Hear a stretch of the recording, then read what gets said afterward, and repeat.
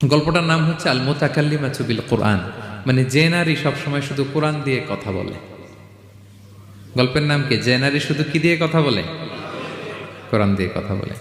হজ করে ফিরতেছেন, হঠাৎ দেখেন এক বৃদ্ধা মহিলা, বয়স্ক মহিলা চাদর গায়ে দিয়ে শুয়ে আছে। তো এটা অনেক বড় একটা কনভারসেশন, আমি কনভারসেশনটা আপনাদেরকে শোনাই। উনি কাছে গেলেন, যে সালাম দিলেন, আসসালামু আলাইকুম রাহমাতুল্লাহ।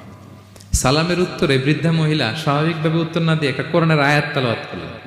তিনি তেলাওয়াত করলেন, সালামুন কাওলাম মির রাব্বির রহিম, মানে দয়াময় প্রতিপালক আল্লাহর পক্ষ থেকে তোমার প্রতিও সালাম। এটা একটা কোরআনের আয়াত, কিন্তু এটা দিয়ে উত্তর হয়ে যায় সালামের। কি বলেন? আচ্ছা, গেল। এবার আব্দুল্লাহ ইবনে মুবারক জিজ্ঞেস করলেন, মাযা তাসনাঈনা ফি হাযাল মাকান, এখানে কি করেন আপনি? কি করতেছেন একা একা? এই প্রশ্নের উত্তরও ভদ্রমহিলা একটা কোরআনের আয়াত তেলাওয়াত করে দিলেন। উনি তেলাওয়াত করলেন, ওয়ামাই ইউদলিল ফালা হাদিয়া লাহ, মানে আল্লাহ যার পথ ভুলায় দেয় তারে পথ দেখানোর কেউ নাই। মানে বুঝাইতে চাইলেন আমি পথ হারাই ফেলছি। কি বুঝাইতে চাইলেন? পথ হারাই ফেলছে। মানে উনি এমনভাবে কোরআনের আয়াত চুজ করে যাতে উত্তর হয়ে যায়। তো এবার উনি জিজ্ঞেস করলেন, আইনা তুরিদিন, তো পথ হারাই ফেলছেন তো বুঝলাম, আয়াত থেকে এটা বোঝা যায়, তো আপনি কোথায় যাচ্ছেন? ডেস্টিনেশন কোথায়? উনি আবার একটা আয়াত তেলাওয়াত করলেন, সুবহানাল্লাযী আসরা বিআবদিহি লাইলাম মিনাল মাসজিদিল হারামি ইলাল মাসজিদিল আকসা।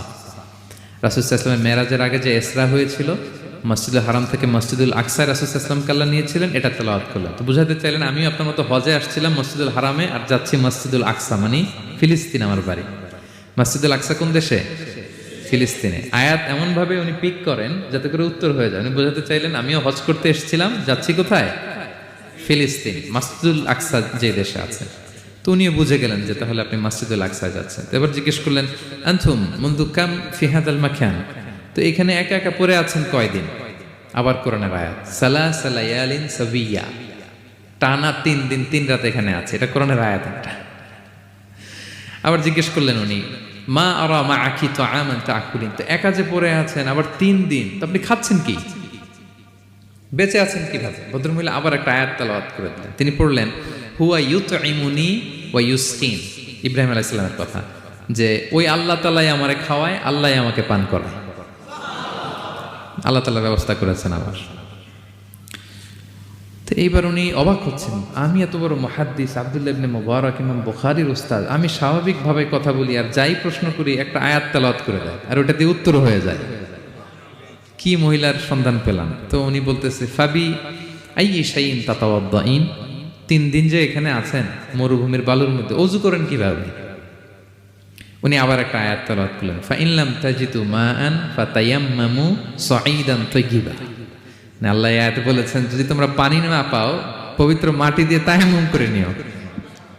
তো বুঝাতে চাইলেন পানি নাই তো কি হয়েছে, বালু তো আছে, তায়াম্মুম করে নাও সরি। আল্লাহু আকবার। এবার উনি বললেন, ইন্না মাইয়া তাআমান আলা তাকুলিন, আমার ব্যাগে তো কিছু খাবার আছে, আপনি কিছু খাবেন? আবার কোরআনের আয়াত, সুম্মা আতিম্মুস সিয়ামা ইলাল লাইল, আল্লাহ এক আয়াতে বলেছেন তোমরা রোজা ফজর থেকে শুরু করে সন্ধ্যা পর্যন্ত পূর্ণ করো। তো বুঝালেন আমি রোজা রাখছি। কি বুঝালেন? রোজা রেখেছি। এবার উনি একটু মাসালা খাটাইতে চাইলেন, ভাবলেন যে বুড়ি তুমি আমার সাথে শুধু কোরআন দিয়ে উত্তর দিচ্ছ, দাঁড়াও তোমাকে আমি আটকাইতেছি। উনি মাসালা খাটাইলেন যে ফাকুলতু লাহা লাইসা হাযা শাহরু রমাদান, তো রোজা রাখছেন মানে এটা তো রমজান মাস না, হজ করে ফিরতেছি আমরা জিলহজ মাসের শেষের দিক, কিসের রোজা? ওই মহিলা আবার একটা আয়াত তেলাওয়াত করলেন যে ওমান তাতাওয়া খায়রান ফা ইন্নাল্লাহা শাকিরুন আলিম, আমি রমজানের ফরজ রোজা তো রাখিনি, এখন আমি নফল রোজা রেখেছি।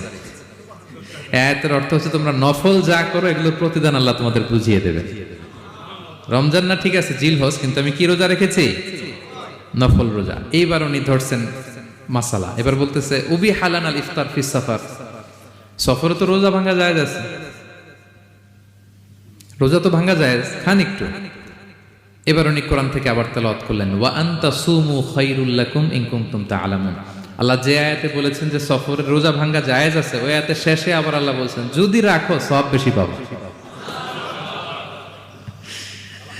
কেউ অসুস্থ হলে রোজা ভাঙবে, সফরের রোজা ভাঙবে। এই আয়াতের শেষে হচ্ছে ওয়া আনতা সুমু খায়রুল লাকুম ইন কুনতুম তা'লামুন, তবে রোজা যদি রাখো এটা ভালো যদি তোমরা বুঝতে।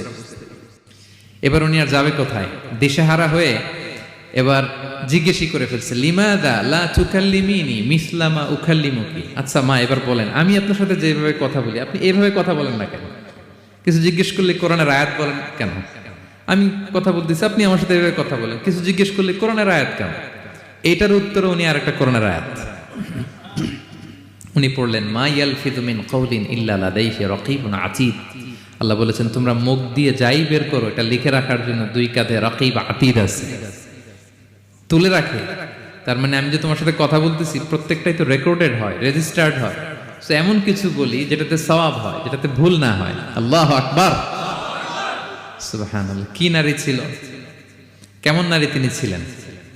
কি পুরো ঘটনাটা শুনবেন? হ্যাঁ, শেষ করব ঘটনাটা।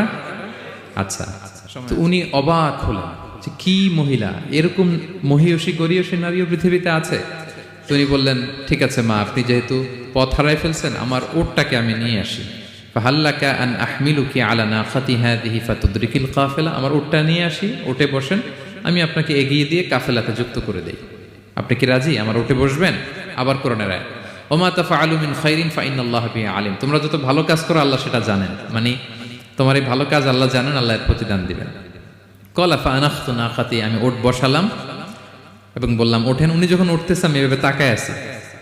তা আমি যে তাকায় আছি, উনি একটা আয়াত তেলাওয়াত করলেন যে কুল্লিল মুমিনিনা ইয়াগুদ্দু মিন আবসারিহিম। এর অর্থ হচ্ছে, নবী হে, মুমিনদেরকে বলুন তারা যেন পরনারী দেখে তাকায় না থাকে, চোখ যেন নিচে রাখে, তারা যেন চক্ষু অবনমিত করে। মানে বুঝাতে চাইলেন যে আমি তো বেগানা নারী, পরনারী, তা আমি উঠে উঠতেছি, আপনি তাকায়। সে হয়তো তাকায় আছে যে বৃদ্ধা মহিলা উঠতে যদি কষ্ট হয় পড়ে যায়। তো উনি যখন দেখতেছেন তাকায় আছে, উনি বলতেছে কুল্লিল মুমিনিনা ইয়াগুদ্দু মিন আবসারিহিম। নবী হে, বলুন বিশ্বাসীদের তারা যেন চোখ নিচের দিকে করে রাখে। তো উনি লজ্জা পেয়ে গেলেন। ফাগাদাততু বাসারি, আমি লজ্জায় চোখ নামালাম। এরপর আমি বললাম ইরকাবি ওয়াকাদ আখালতু নাকাত, ওঠেন। আমি এবার ওটের রশি ধরে টানতে আরম্ভ করলেন। ভদ্রমহিলা উঠেই আবার কোরআনের আয়াত পড়লেন, যেটা আমরা গাড়িতে বা কোনো বাহনে উঠলে পড়ি। তিনি পড়তে আরম্ভ করলেন, সুবহানাল্লাযী সাখখারা লানা হাযা ওয়া মা কুন্না লাহু মুকরিনিন ওয়া ইন্না ইলা রাব্বিনা লামুনকালিবুন। প্রশংসা সে আল্লাহর, যে আল্লাহ এই বাহনকে আমাদের জন্য বশীভূত করে দিয়েছেন। তিনি বশীভূত না করলে আমরা তো এটাকে বশীভূত করতে পারতাম না। আপনারা যখন গাড়ি স্টার্ট দিবেন এই দোয়াটা পড়েন তো আপনারা? গাড়ি স্টার্ট দিলে, বিমানে উঠলে, ঘোড়ায় উঠলে, যে কোনো বাহনে উঠলে এটা পড়তে হয়, কোরআনের আয়াত। তো উনি বললেন, আমি এবার উঠলাম, ওটের জিমাম ধরে টানতে লাগলাম, আর একটু হই হই শব্দে ওট চালাতে লাগলাম, যাতে করে তাড়াতাড়ি যাওয়া যায়। উনি কোরআনের আয়াত পড়লেন, ওয়াকসিদ ফি মাশিক ওয়াগদুদ মিন সাউতিক। কোরআনের আয়াত মানে তোমার চলার ক্ষেত্রে তুমি মধ্যম পন্থা অবলম্বন করো, আর গলার সাউন্ডটা একটু ছোট করো।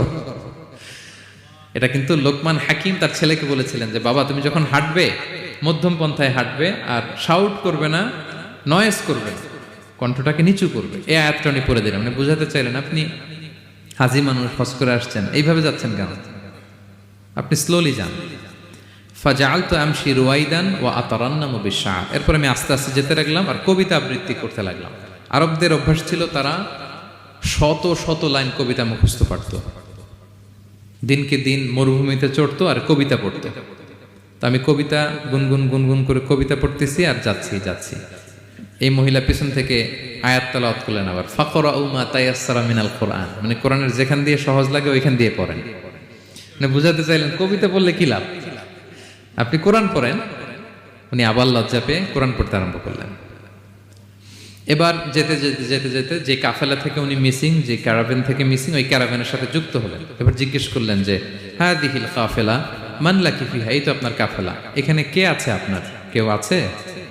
আবার কোরআনের আয়াত, আল মাল ওয়াল বানুনা জিনাতুল হায়াতিদ দুনিয়া, অর্থাৎ সম্পদ, সন্তান, এগুলো আল্লাহর দেয়া নেয়ামত।